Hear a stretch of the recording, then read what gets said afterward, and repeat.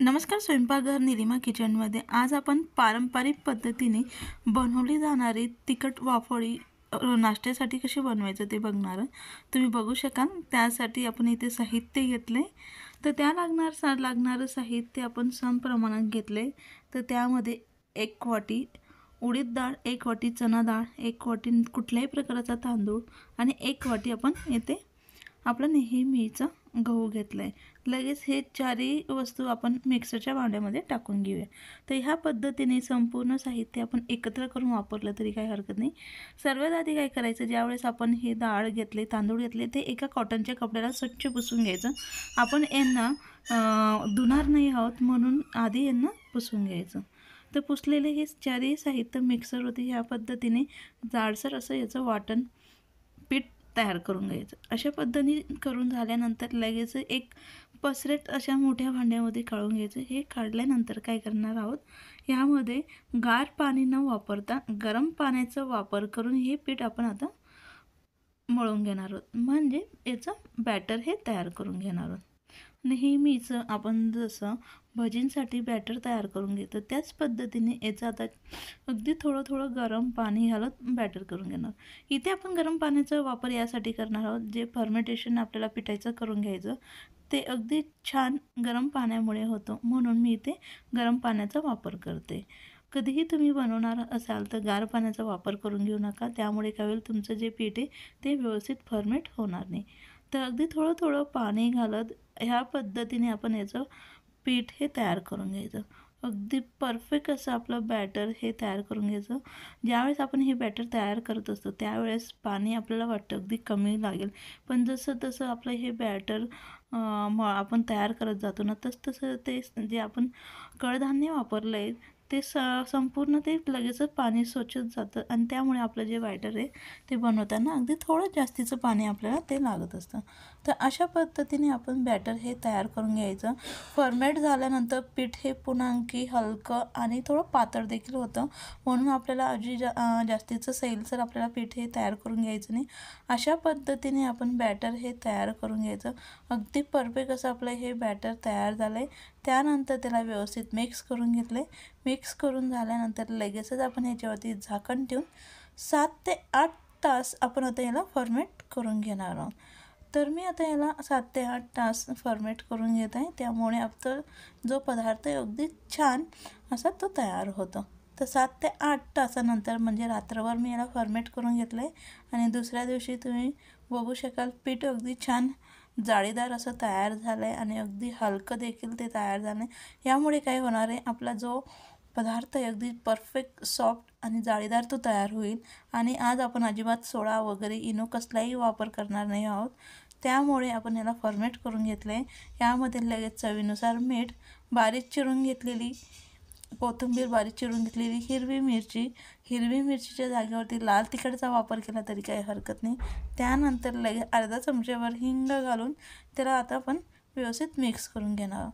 तर मिक्स करण्याच्या आधी पुन्हा यामध्ये 2 ते 3 चमचे आपलं साजूक तूप घाला.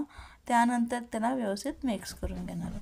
तर ह्या पद्धतीने एका डायरेक्शनने आपण याला मिक्स करून घ्यायचं, जेणेकरून जी आपली हवा निर्माण झालेली असते, तयार झालेली असते, ती अजिबात निघणार नाही आणि त्यामुळे आपला पदार्थ अगदी छान आहे. तर फक्त सेकंदांपर्यंतच मी याला व्यवस्थित मिक्स करून घेतले.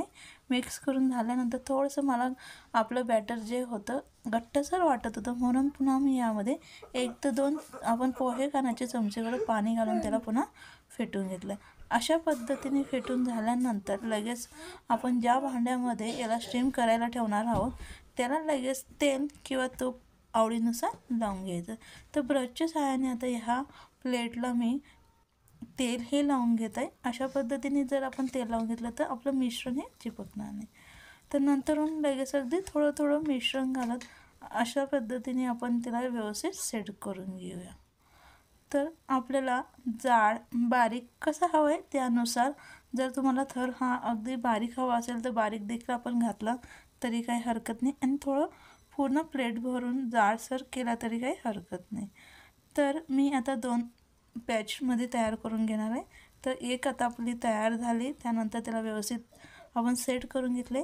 सेट केल्यानंतर लगेच अगदी थोडं टॅप करून घ्यायचे, म्हणजे जे काही खाली पोकळ भाग वगैरे तयार झाला असेल ते व्यवस्थित सेट होऊन जाईल. तर याला वाफवण्यासाठी साईडला गॅसवरती आपण सर्वात आधी पाणीही गरम करून ठेवायचं. पाणी गरम झाल्यानंतर लगेचच आपली प्लेट देखील तयार आहे आणि त्यामध्ये ठेवून आता 7 ते 8 मिनटं मंद आचेवरती आपण याला वाफवून घेणार आहोत. तर 7 ते 8 मिनटामध्ये अगदी परफेक्ट ते वाफवून तयार होतं.